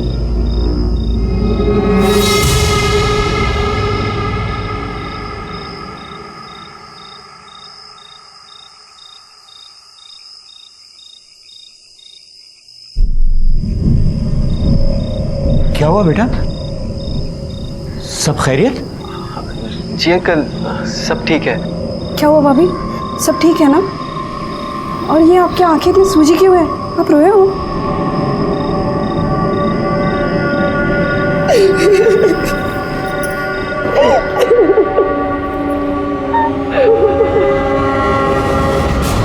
भाभी प्लीज संभालिए खुद को। भाईजान, भाभी का ख्याल रखना, और कभी भी किसी भी चीज की जरूरत हो तो जरूर बताना। शुक्रिया भाभी। पूनम बेटा, खुद को कभी अकेला मत समझना। कुछ लोग हैं जिन्होंने औरत को खिलौना समझ लिया है, उन्हें तुम्हें जवाब देना है। हम हमेशा तुम्हारे साथ हैं। Thank you so much uncle. हम जानते हैं कि आप हमारे साथ हैं और हमेशा रहेंगे। सबीना, तुम लोग आराम करो, हम चलते हैं। जी।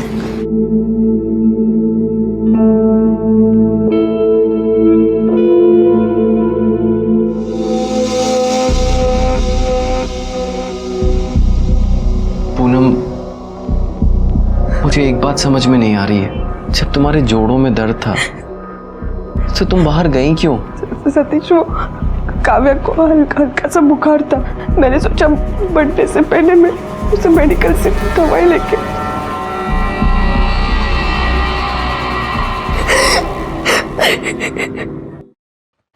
सर, पूनम को जिस जगह गाड़ी में खींचा गया था वहां पर कोई सीसीटीवी कैमरा नहीं है। हाँ, लेकिन मेन रोड पे सीसीटीवी कैमरा है। हमने उसके फुटेज चेक किए, लेकिन उसमें कुछ साफ नहीं दिखाई दे रहा। और वो जो रिस्ट वॉच हमें मिली थी वो? हाँ सर, वो घड़ी ओरिजिनल है। उसके सीरियल नंबर से पता चला है कि वो अंधेरी के एक शॉप से खरीदी गई थी। कार्ड स्वाइप हुआ था, इसलिए उसके ओनर का भी पता चला है। सर, वसीम शेख नाम का बंदा है। सर, ताज्जुब की बात तो ये है कि वसीम शेख पूनम के बिल्डिंग में रहता है।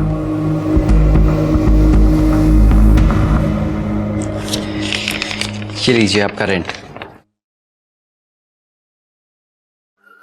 इस बार तो ठीक है, पर अगले महीने से मकान का पूरा किराया मैं चेक में ही लूंगा।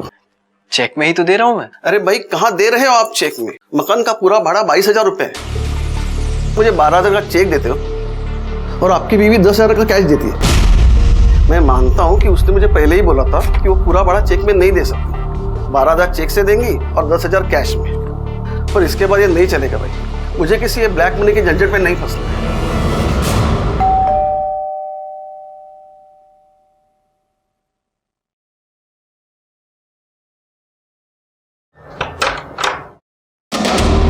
जी वसीम शेख जी, मेरा बेटा है, बताइए।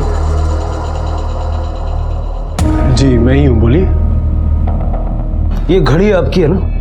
जी मेरी है, लेकिन ये तो 2 महीने पहले खो गई थी। आपको कहाँ से मिली? वहीं जहाँ आपसे खो गई थी।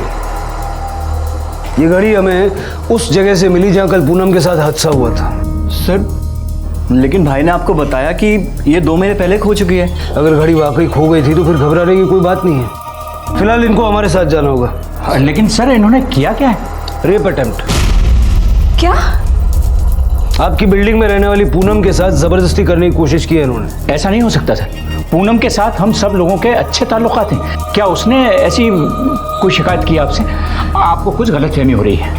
देखिए, फिलहाल इनको हमारे साथ जाना होगा। चलिए। अब्बू देखिए, अब्बू सर, अरे ऐसे कैसे ले जा सकते हैं आप लोग?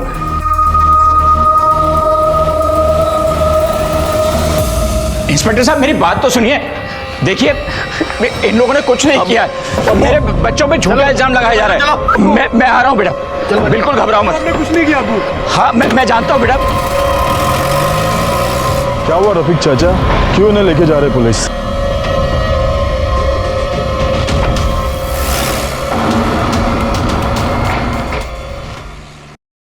मुझे आज तक लगता था इस घर का रेंट 12,000 रुपए है, लेकिन तुम 10,000 रुपए कैश दे रही थी।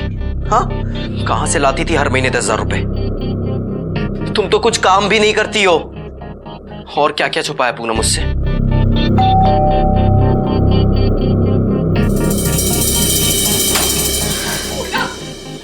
भाभी, क्या हो गया? आप क्यों रो रहे हो? घर पे पुलिस आई थी और आसिफ और वसीम के उठा के लेके गई। पर क्यों? क्योंकि पुलिस को ऐसा शक है कि कल रात पूनम के साथ जबरदस्ती करने की कोशिश उन दोनों ने की थी। क्या? पूनम, मुझे जानना है कि सच क्या है। पूनम, मैं सच जाने बिना नहीं मानूंगा।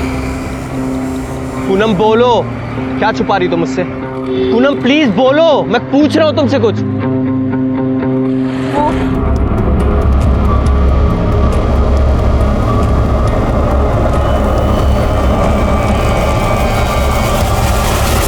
बताओ वसीम, कल रात 11 बजे के आसपास कहाँ थे तुम? सर, मैं भाईजान के साथ था, अपने रेस्टोरेंट पर। पूनम पे कब से बुरी नजर है तुम्हारी? सर, भाभी मानते हो उन्हें हम? ऐसी नापाक बात उनके बारे में सोच भी नहीं सकते। सर, वो लोग सिर्फ हमारे पड़ोसी नहीं है, घर वालों के बराबर है। एक दूसरे के यहाँ आना जाना है। अच्छे ताल्लुकात हैं सर हमारे आपस में। अच्छे ताल्लुकात भी हैं और बुरी नीयत भी। चलो ये बताओ, तुम्हारी घड़ी वहां कैसे पहुंची? सर, मैंने बताया तो आपको कि मेरी घड़ी 2 महीने पहले खो गई थी। अब वो वहां कैसे पहुंची, किसने चुराई, मुझे नहीं पता सर। वो वहां कैसे पहुंची ये अगर तुम खुद बता दोगे तो बहुत अच्छा होगा, क्योंकि अगर हमने पता लगा लिया ना फिर बहुत तकलीफ होगी। सर, सतीश और पूनम आपसे मिलना चाहते हैं। सर, आपने आसिफ और वसीम को क्यों अरेस्ट किया है? क्योंकि उनके खिलाफ हमारे पास सबूत है। अच्छा, वहां अंधेरा था तो आपने शक्लें नहीं देखी होंगी, लेकिन आवाज तो सुनी होगी। सर, मैं उस वक्त इतना डर चुकी थी कि मेरा आवाज वगैरह पे ध्यान नहीं गया। पर हाँ सर, इतना जरूर कह सकती हूँ कि वो लोग आसिफ और वसीम नहीं हो सकते। वो तो सतीश को भाई मानते हैं, मेरे देवर की तरह है। क्राइम स्पॉट पे जो हमें घड़ी मिली है वो आपके इसी देवर की है। सर वो तो नहीं मुझे पता, लेकिन आप प्लीज उन दोनों को छोड़ दीजिए। मैं यकीन के साथ कह रही हूँ कि ये काम वो लोग नहीं कर सकते। कर ले सर, सोड़ा तेरा, चला।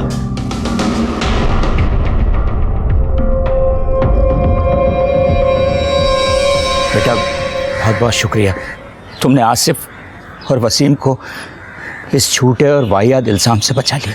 नहीं चाचा जी, इसमें शुक्रिया वाली कौन सी बात है। मुझे अच्छे से पता है कि आसिफ और वसीम भाई ऐसा कुछ कर ही नहीं सकते। थैंक यू भाभी। थैंक यू भाभी।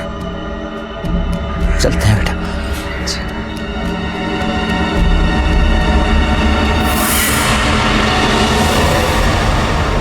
इन दोनों को फंसाने के लिए तुमने ये नाटक किया था ना, तो फिर बचाया क्यों?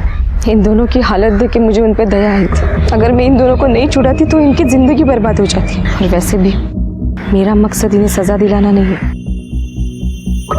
बस शक के घेरे में लेना, और वो हो चुके। पूनम, कि ये सब करना जरूरी है? कोई और ऑप्शन नहीं है क्या? सतीश, मेरे पास अगर कोई ऑप्शन होता तो मैं ये सब कुछ क्यों करती, और वो भी रफीक चाचा के साथ।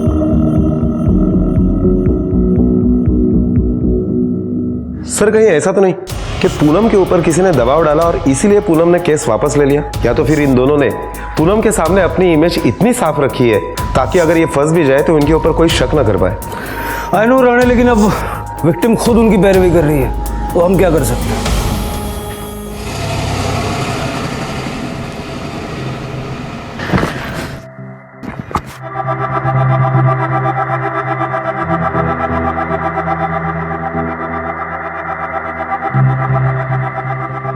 रफीक चाचा, इन दोनों के बारे में सुना था, वो सच है क्या? वो अगर सच होता ना तो ये यहाँ नहीं होते। मुझे यकीन है कि मेरे बच्चे कभी भी इतनी गंदी हरकत नहीं कर सकते। लेकिन तो दिख ही गया किसको किस पे कितना है। बड़ा एक दूसरे के घर पे घुसे रहते थे। किसके मन में कितना मैल है ये कौन जान सकता है। किसी से हमदर्दी नहीं रख सकते तो अपनी जबान पर लगाम तो लगा ही सकते हैं ना। किसने हक दिया आपको मेरे बेटों पर फप्तियां कसने का, उन्हें गुनाहगार साबित करने का? अरे जाइए ना, काम करिए अपना।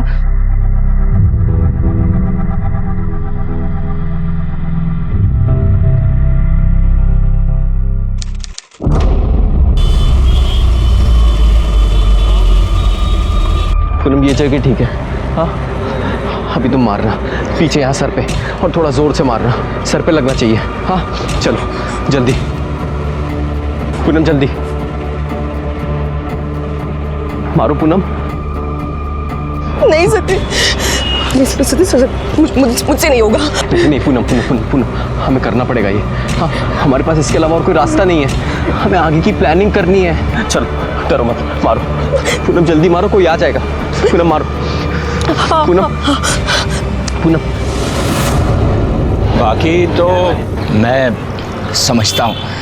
लीजिए चाय लीजिए। इतना आगे आने के बाद पीछे हटने का क्या मतलब है? सब्र रखिए, अल्लाह सब अच्छा करेगा। रफीक भाई, आपके इतना हिम्मतदार मैं नहीं हूँ। मुझे मेरे घर परिवार की चिंता है, मुझे माफ करना।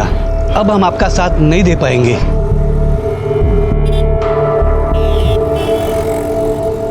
पापा आपको चोट कैसे लगी? बेटा आप यहाँ पे आओ।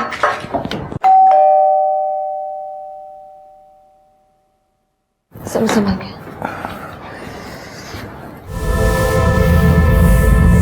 आपको ये चोट कैसे लगी? सर, सुबह जब मैं घर वापस आ रहा था तब किसी ने पीछे से मारा।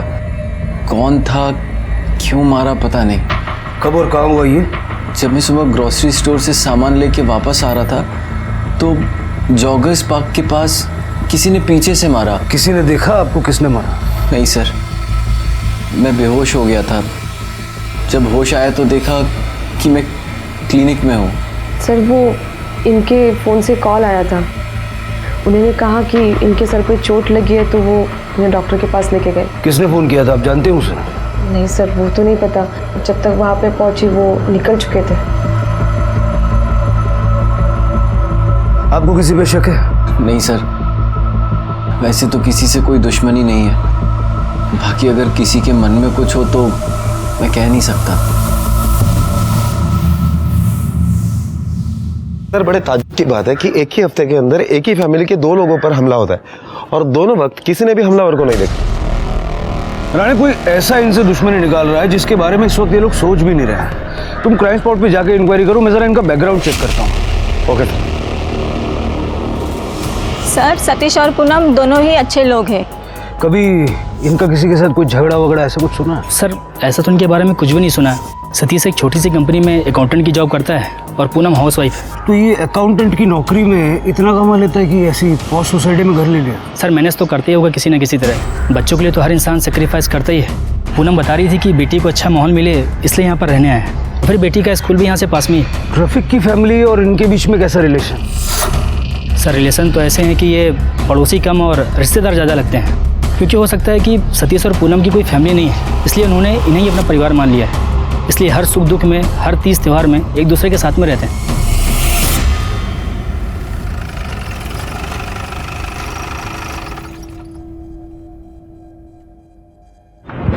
जगह तो यही बताई थी उसने।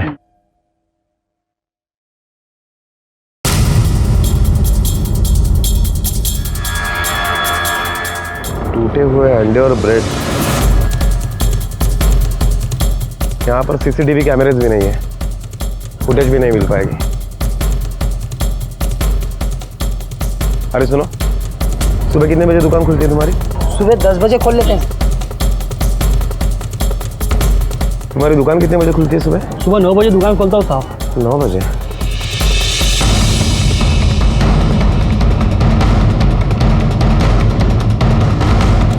ये वसीम इस एरिया में क्या कर रहा है? साहब वसीम भाई का रेस्टोरेंट है आगे। पूनम सिर्फ सबीना से ही नहीं, वसीम और आसिफ के साथ भी बहुत घुल मिल कर रहती थी। आसिफ भाई रुको, आप मुझे मंदिर छोड़ दोगे? हाँ बिल्कुल, आइए ना, बैठिए। आसिफ कुछ 35 साल के आसपास है, लेकिन अभी तक उसकी शादी नहीं हुई है। और दूसरा वसीम है, जिसकी घर में बीवी है और सुना है बाहर कोई चक्कर भी चल रहा है। आज सुबह वसीम और आसिफ बिल्डिंग से बाहर गए थे? हाँ साहब, वो रोज सुबह जाते हैं दौड़ने के लिए, आज भी गए थे। वो आगे जो पार्क है ना सर, वहीं जाते हैं दोनों। पिछली बार भी पूनम ने ही तुम्हें यहाँ से बाहर निकलवाया था, उसके बावजूद तुमने सतीश पे हमला कर दिया। अरे सर, हमने पहले भी कुछ नहीं किया था और अब भी कुछ नहीं किया है। पता नहीं आप लोग बार बार क्यों हम पर शक कर रहे हैं। क्योंकि जॉगिंग के बहाने तुम दोनों बिल्डिंग से बाहर गए थे और सतीश पे हमला भी पार्क के पास हुआ। सर हम जॉगिंग पे गए थे, लेकिन हमने किसी पर हमला नहीं किया है। देखो सीधा सीधा सच बोल दो, तुम्हें भी आसानी होगी, हमें भी आसानी होगी। सर हमने जब कुछ किया ही नहीं तो क्या कबूल करें? जैसा आप सोच रहे हैं वैसा बिल्कुल भी नहीं है। तेरा कैरेक्टर जानते हैं हम, घर पे एक बीवी है और बाहर एक चक्कर चला रहा है। सर वो गलती हो गई थी मुझसे, पर जब अब्बू ने समझाया तो मैंने अपना अफेयर तुरंत खत्म कर दिया।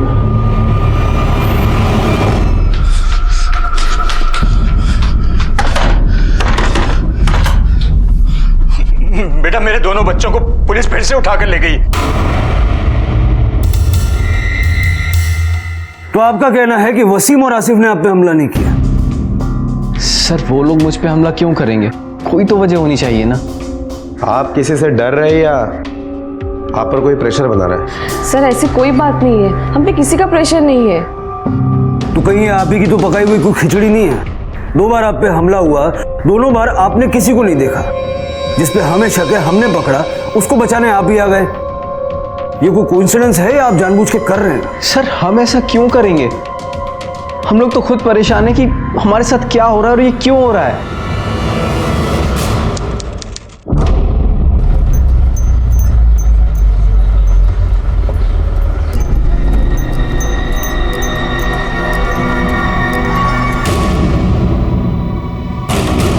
सर मैंने सारे खबरियों को एक्टिवेट कर दिया है। सर सर सर सर मेरी बेटी कहीं खो गई है, काम है उसका ना, वो मैंने उसके स्कूल जाके भी देखा, वो वहाँ पे भी नहीं है। सर सर प्लीज मेरी बच्ची को ढूंढ लीजिए सर, प्लीज। आपने उसके स्कूल फ्रेंड्स के यहाँ पर पूछताछ की?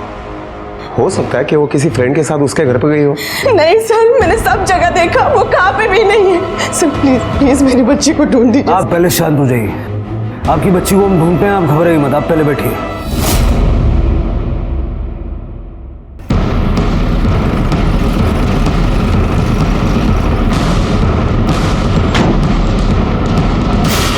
अब मैंने तो उसको रोज की तरह उसके स्टॉप पे उतार दिया था। जब तूने उसे उतार दिया तो उसके घर से कोई उसे लेने के लिए आया था? इतना ध्यान नहीं दिया साहब। ध्यान नहीं दिया, इसकी वजह से एक लड़की गायब हो गई उधर।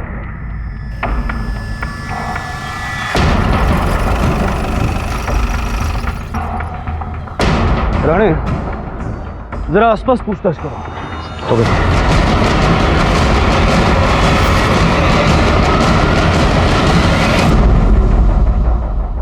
सर, किसी ने कुछ नहीं देखा। सर, किसी को कुछ पता नहीं। ऐसा कैसे हो सकता है राणे? स्पॉट पे इतनी चहल पहल है, अगर बच्ची को किसी ने यहीं से उठाया है और किसी ने नहीं देखा, not quite possible. Asif Kavya से बहुत प्यार करता था, वो उसका काफी ख्याल भी रखता था। कितनी बार तो काव्या को आसिफ स्कूल बस से घर भी लेकर आए, क्योंकि काव्या का स्कूल का टाइम और आसिफ और वसीम का लंच टाइम सेम है। मतलब वसीम या आसिफ में से किसी ने काव्या को किडनैप किया है, और शायद इसीलिए सड़क पे कोई शोर या हलचल नहीं है। सर, उस वक्त मैं अपने घर पर था, लंच कर रहा था, मैं बाहर निकला ही नहीं। सर, मैं भी अपनी गर्लफ्रेंड के साथ था, मुझे नहीं पता काव्या कहाँ है।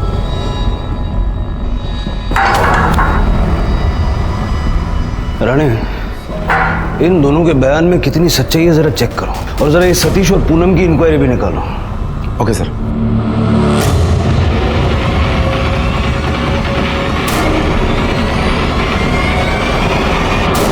सर, वसीम और आसिफ के कॉल लोकेशन के डिटेल्स आ गए।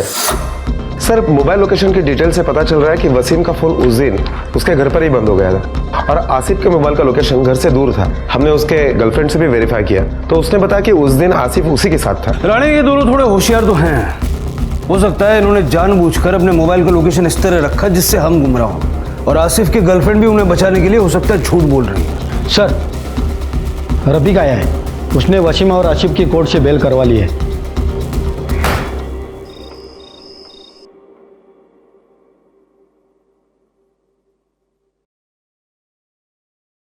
अब्बू, आपने पुण्य आंटी के साथ गंदी बात की थी।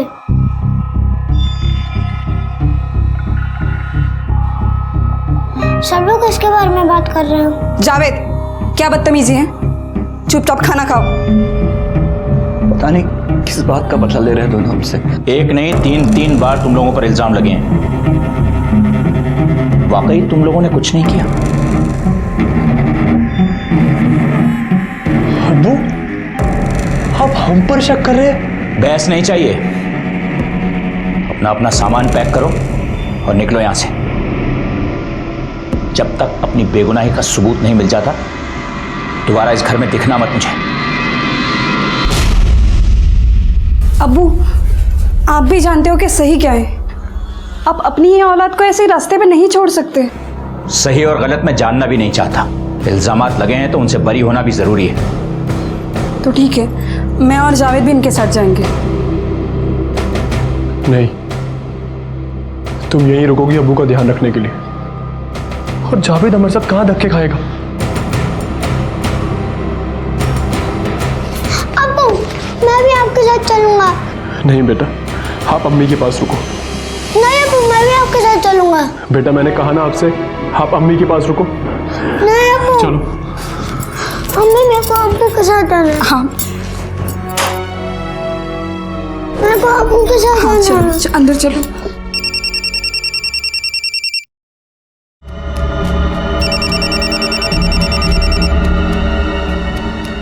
हेलो, हाँ, कब की तारीख मिली? बहुत हो गया पूनम, अभी हमें पुलिस को सब सच सच बता देना चाहिए। इस सब के चक्कर में हम लोग, काव्या और रफीक अंकल, सबकी फैमिली परेशान हो रही है। तुम क्या है? पोरगी जिवंत पाहिजे ना, तो जास्त दिमाग नहीं लगाने का। और ये क्या बार बार नाटक कर रही है? उस आसिफ और वसीम को छुड़ाने का? रहने दो उनको अंदर, केस होने दो उन पे, तभी जाके मेरा आगे का प्लान सक्सेस होएगा। और मेरे को शेंदी लगाने के पहले ना सोच लो बाद में तुम लोग का क्या असर होएगा। जब तक मैं नहीं बोलता है वो चीज धरिच रहेगी, समझे क्या?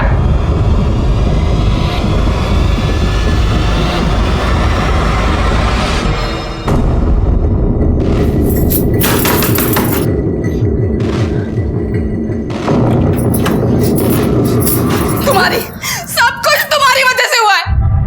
पूरी सोसाइटी हम पे चीतू कर रही है। अब उन्हें इनको घर से निकाल दिया और ये सब तुम्हारी वजह से हो रहा है। सबीना पागल हो गई हो क्या? इन लोगों ने हमेशा उन दोनों को बचाया ही। चलो यहां से, चलो।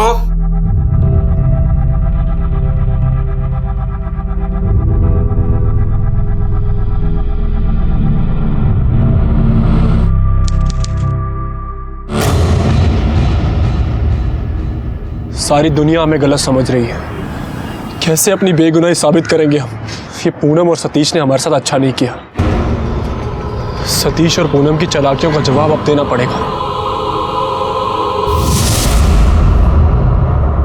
आसिफ और वसीम काव्या को जहाँ रख सकते हैं, ऐसे सारे ठिकानों को हमने चेक किया, काव्या कहीं भी नहीं। और इन्वेस्टिगेशन के दौरान यह भी सामने आया कि किडनैपिंग के वक्त आसिफ और वसीम उस स्पॉट पर मौजूद ही नहीं थे। कोई और ऐसा है जिस पे आपको शक है कि वो ये काम कर सकता है?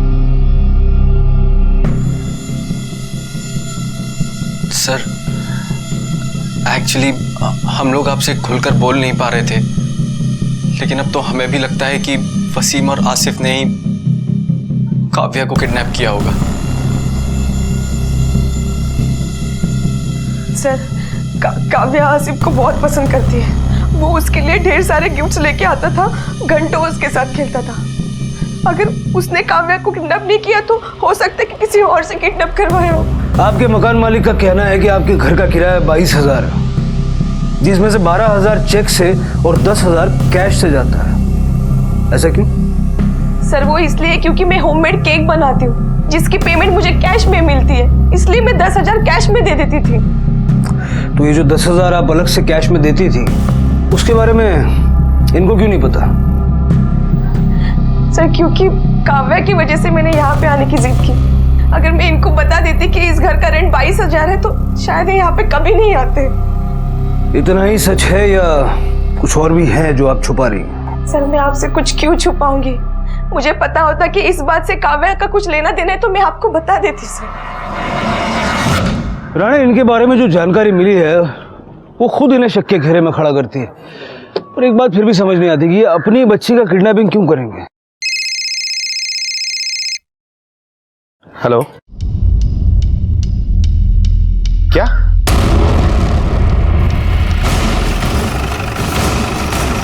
साहब, मैंने आपको कॉल किया था। बॉडी कहाँ है? इधर है सर। सर, जब बच्ची गायब हुई थी तो उसके बदन पर स्कूल यूनिफॉर्म था, लेकिन जब उसकी लाश मिली तब कुछ और कपड़े थे। देखने से तो लगता है कि वो किडनैपर बच्ची का ख्याल रख रहे थे। राणे, जब हम फर्स्ट टाइम पूनम और सतीश के घर गए थे तब काव्या ने यही ड्रेस पहनी थी, और अगर आसिफ और वसीम ने उसे उठाया तो उनके पास वो ड्रेस कैसे पहुंची? सर, दोनों फैमिलीज का एक दूसरे के घर पर आना जाना था, शायद उसी वक्त ये कपड़े चुराए गए हो। हाँ राणे, लेकिन पूनम के रेप अटेम्प्ट का केस करने के बाद भी क्या इसी तरह आना जाना लगा रहा होगा? मुझे लगता है कि आसिफ और वसीम को फंसाने के लिए पूनम और सतीश ने ये काम किया है। मतलब पहले पूनम पे रेप अटेम्प्ट, फिर सतीश पे हमला और अब काव्या की किडनैपिंग। सर, लेकिन किसी को फंसाने के लिए क्या माँ बाप अपनी बेटी को मार देंगे? वही तो जानना है राणे कि वो ऐसा कर सकते हैं या नहीं, और अगर कर सकते हैं तो उनका मकसद क्या है? आखिर ऐसा क्या सच हो सकता था पूनम और सतीश की मजबूरी का कि उन्हें अपनी ही बेटी को किडनैप करने पर मजबूर होना पड़ा और भाई माने जाने वाले लोगों को दुनिया के सामने बेइज्जत करना पड़ा?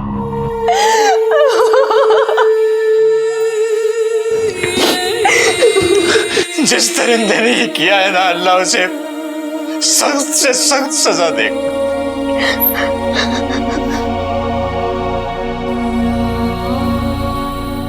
दूसरे का घर जलाकर अपने घर में रोशनी करना चाहती थी ना तुम?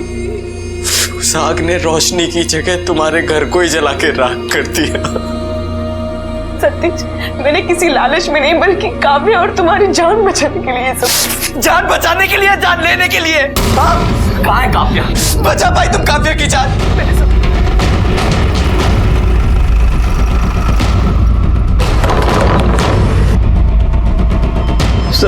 सर हम नहीं कुछ किया सर।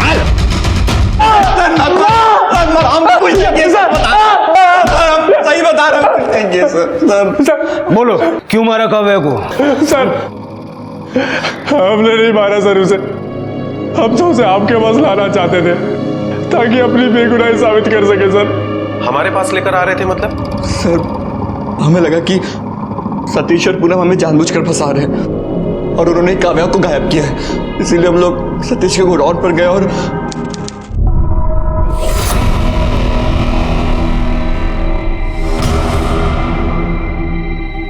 इन्होंने तो काव्या को यहीं छिपा रखा है, जानबूझकर हमें फंसाया जा रहा है।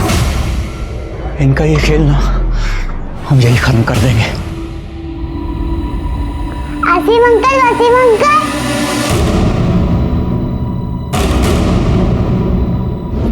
सर जो हुआ हम वो कभी नहीं चाहते थे सर, हम तो खुद को बेगुनाह साबित करना चाहते थे सर। पर काव्या की जान चली जाएगी ये नहीं सोचा था साहब। वो हमसे बहुत प्यार करती थी साहब, और हमारी वजह से ही वो जो आदमी तुम्हें गोडाउन पे मिला था वो कौन था? मालूम नहीं साहब, शायद सतीश और पूनम उसको जानते होंगे क्योंकि काव्या को सतीश के गोडाउन पर रखा गया था। तो तुम्हारे कहने का मतलब है कि पूनम और सतीश ने मिलकर उस आदमी के जरिए काव्या को किडनैप किया था? शायद। उसका स्केच बनवा सकते हो? जी साहब।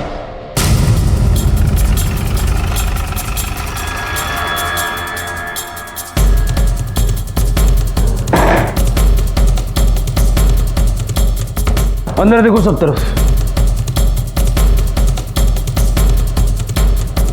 सर ये देखिए खाने के पैकेट्स, लगता है यहां पर कोई रह रहा था। सर ये देखिए काव्या के स्कूल के कपड़े। मतलब शायद वसीम और आसिफ सच बोल रहे हैं, पूरे एरिया की पूछताछ करते हैं।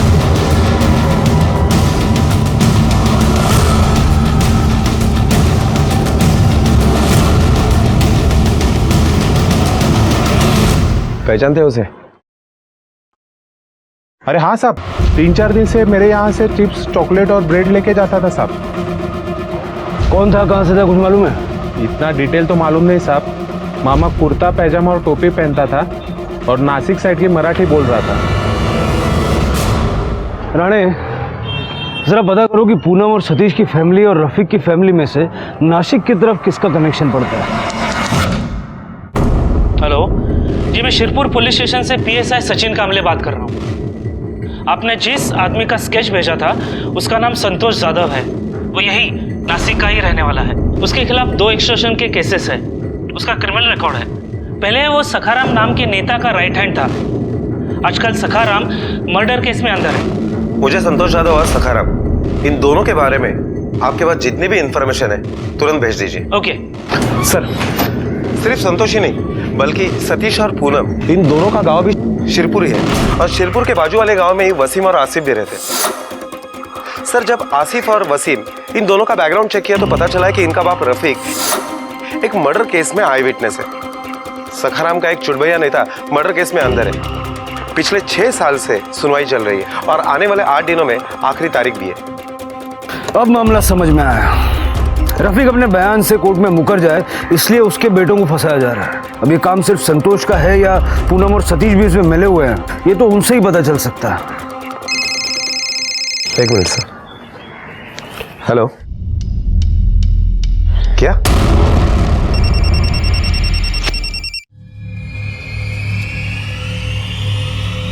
हेलो, कौन बोल रहा है? ए रफीक, अपने बेटों को छुड़ाना चाहता है ना, तो इस बार तारीख को कोर्ट में नहीं जाने का, समझे क्या? हाँ, तेरे बच्चे आ जाएंगे घर पे वापस। हेलो हेलो,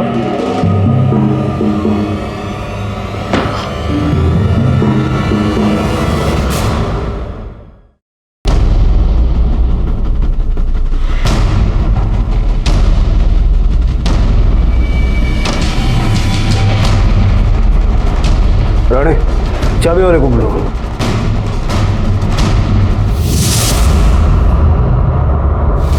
पूनम की वजह से मेरी काव्या मरी, इसलिए मैंने उसे भी मार दिया। ये सारी प्लानिंग तुम दोनों ने संतोष के साथ मिलकर की थी? नहीं सर, हमने कोई प्लानिंग नहीं की थी।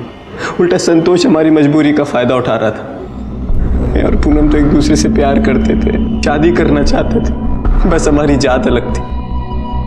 इसलिए पूनम के परिवार को और गांव वालों को ये सब मंजूर नहीं था। हमारी जान लेने पर तो लेते सब, इसलिए वहां से भागकर हम लोग मुंबई आ गए। और फिर एक दिन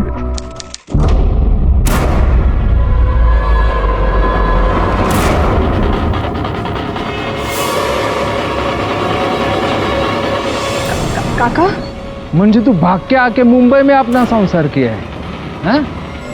अगर तू नहीं चाहती कि गांव वालों को और तेरे परिवार को तेरे इधर होने की खबर मिले और वो आके तेरे बच्चे को और पति को मार डाले।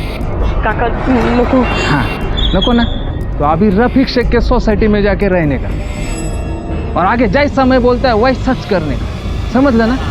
हाँ, ये ब्लैकमेल वाली बात तुम्हें शुरू से पता थी?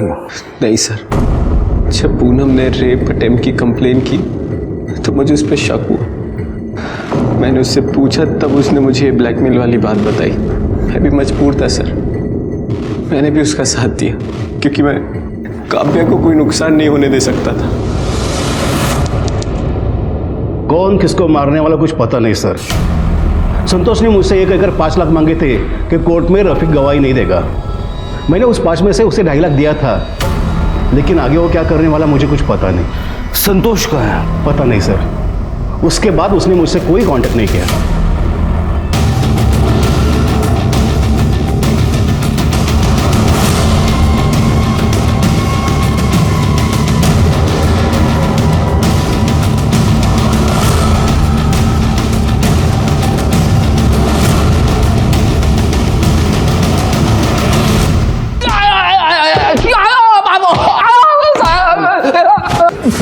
बोल साहब, सकाराम भाऊ के केस में रफीक मुख्य गवाही था। रफीक बहुत आदर्श वाला है ना, तो वो टूटने वाला नहीं था। और फिर जब पूनम मेरे को दिखी तो मेरे दिमाग में आइडिया आया साहब। मैंने सोचा पूनम का इस्तेमाल करके रफीक के बेटों को फंसा सकते हैं। तो साहब पक्का सकाराम भाऊ के खिलाफ गवाही देने से रफीक पक्का मुकर जाएगा। इससे खुश होकर सकाराम भाऊ मेरे को पैसा भी बहुत देगा। लेकिन साहब बच्ची को मैंने जानबूझ के नहीं मारा है। एक तो लोग मुश्किल से कानून का साथ देने की हिम्मत जुटाते हैं और तेरे जैसे घटिया लोग उनकी हिम्मत तोड़ देते हैं। अब हम यहाँ तुझे इतना तोड़ेंगे ना, तो जिंदगी में कुछ तोड़ने लायक बचेगा नहीं।